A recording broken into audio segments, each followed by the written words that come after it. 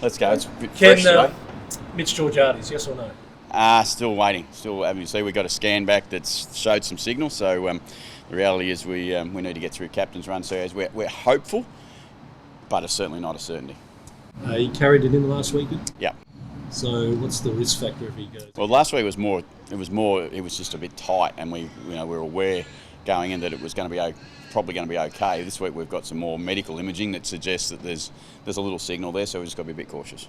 Is there anything you're thinking that needs to change with the lineup? You've won two, so unlikely. Yeah. Unlikely, but again, I've just mentioned Mitch, so we've got to make sure we get through training today. We've always got the threat of captain's run training that something goes wrong, and we're never ever at this stage of the year. Now we're going into round 8 that every player is actually feeling perfect going into a game. But I'm very much up front. Unless something changes and we have some problems with captain's run, we'll go in probably unchanged. If Mitch doesn't, 100% lucky.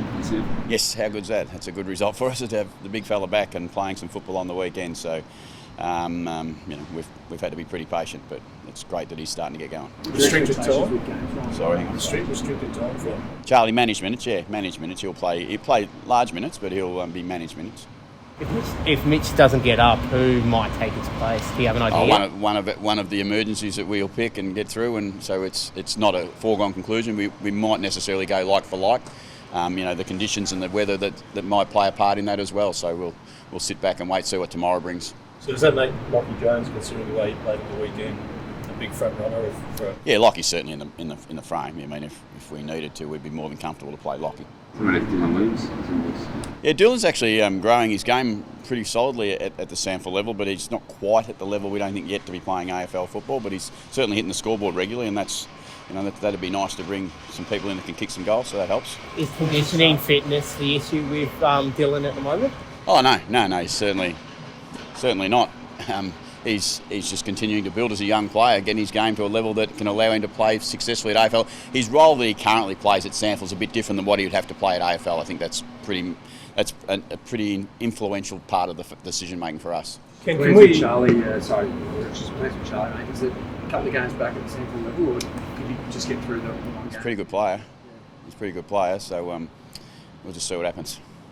Can we clear up just what is it with Miles Bergman, or is he one of those caught under the COVID rules with the AFLPA that you're not allowed to tell us? Yeah, well, good answer, Rooch.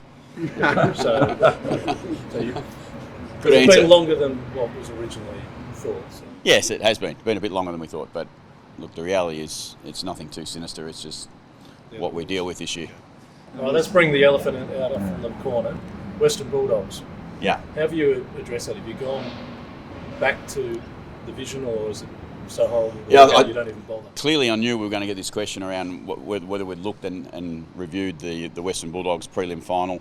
We do that with every team we play. Now, the last time we played them, we would look at the teams we play and we look at the results and we look at what we need to do to improve those results. Clearly we've done that this time, and we're hoping and expecting a much better result, but we know the quality of the opposition. So what went on 6 months ago, it's going to have very little to do, but we will certainly not be ignorant and try and learn from what went on. So how do you present that to your players? Like we do every week, we present stuff in there that's present the opposition.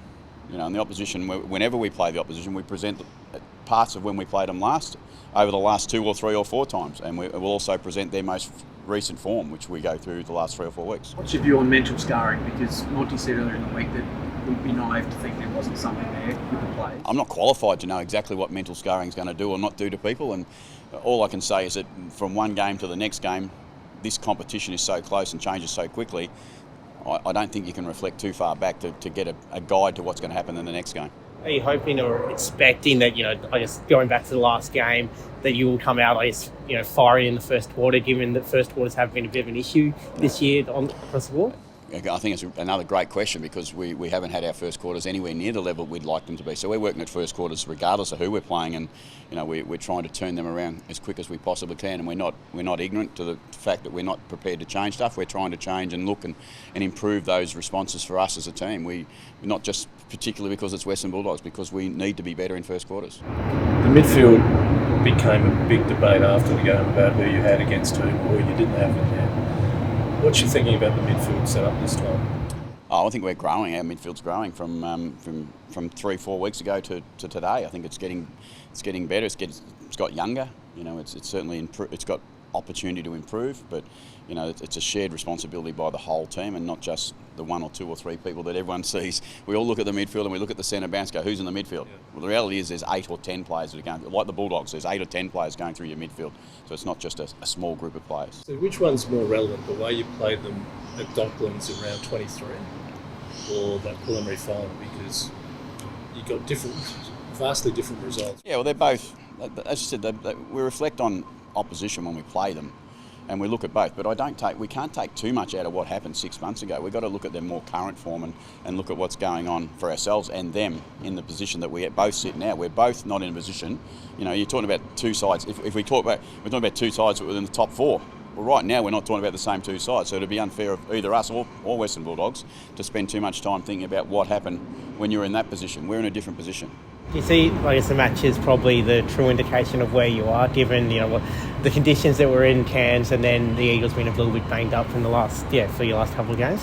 I'm not quite sure. The question was, do you see the result performance against the Bulldogs as the indication of what strides you might have made in the last couple of weeks? We hope to continue to build our form. That's what we do hope, and to narrow it down to one particular game and try and get a full stop on this game will tell us where we're at is not right. I think we just got to continue to build. It's a whole season. You just got to keep at it. You got to stay in the moment. Don't get lost in trying to judge where you are right now. You just got to get things and keep them going in a positive direction as much as any club can possibly do. Can demanding conditions in Cairns, heat, humidity, did it change the way you went about the training program this week? Did it need re-energising? We had a 6-day break, and we had to fly back from Cairns. So there's always some challenges. We've had, I think, 4 or 5 6-day breaks already in the first 6 or 7 rounds. So they always change and adjust your structure, but that's not something we haven't planned for. We're ready for all that stuff, and our conditioning boys take good care of what we need to do from a training point of view. We only have the one main training session this week and a 6-day break, but that's quite normal. I'm with Sam's 100th game. He's overcome more than most to get to this milestone. Yeah, it's a great story, Sam. So really proud of him and really happy for him. And look, the key thing for Sam is I think he's playing the best footy he's played in his time at Port Adelaide right now. So he's growing as a player, he's growing as a person. It's a great story. I know he'll be incredibly proud of his achievement, but he'll also want to play very well. Did you ever fear that he might not get to this? There seemed to be a couple of times where the speed humps along the way. Yeah, they're always most careers have some challenges, and Sam's no different. And what you get proud of is someone like Sam who's prepared to keep an eye on what it is that he needs to improve, and he's certainly done that. And he's been challenged a number of times, and and he's growing as a man. And I said this to him last night. You're growing as a man and a father now, not just as a football player. So really proud of him. If I'm looking from the outside, I guess at the end of last season when he gets the public challenge to improve his fitness, it seemed like his career might have been at a crossroads to an extent. I mean, how proud of you of him that he's went away, came back, the best he's ever done. Yeah, no, look, Sam's a hard worker. Sam's a really diligent, hard-working person who wants to do the best, and he's got the ultimate team care about him. But he's made a couple of mistakes. But who hasn't? I mean, on the journey of life, who hasn't made a couple of mistakes? He's improved himself as a footballer and a person. As I said, I'm so proud. Kept the supporting ruckman. Well, he may be. He may have to be, depending on what happens. Some of that's taken out of your control with what the oppo can and can't do to you. And obviously, in the last couple of weeks, he has been that. So we wouldn't be uncomfortable for him to do it again. How do you think I'll react to, being dropped and coming back in as a late sub? He's been really good. His form's really built. It's really pleased with him, and whether it did or didn't need to happen for Carl, it certainly helped him, and he's getting back into the form that we know he can be in, and that's he's in the Australian squad last year. We think he's gaining momentum. Is that required player? 100%. Yeah. So tell the Victorian Crops to back off because of the circuit. Again, that's a decision that will take care of itself through that. I mean, Jason Cripps stays all that for us, but Carl knows, and we all expect that Carl will be a part of Port Adelaide if that was the choice as we go through the season. But it'll play out. After what he did against St Kilda, do you start to think Robbie Gray going around for next season? No, it's a bit early for us to be talking about what happens for Rob. We're just happy that he was out there again last week. He's been a bit of a lifesaver at times. So again, he done it. Can I just follow up Simeon's question? Do you actually need the win to put away some issues that keep being brought up about last year? We probably won't. We probably won't get to control that, and we've started the season in the position that we are, and we're going to continually get questioned, and we just got to continue to stay focused on what we can control, and that's our effort day by day and preparation day by day, and we'll continue to do that, and we'll let the questions come. We'll answer them with as much honesty as we can. Thank you.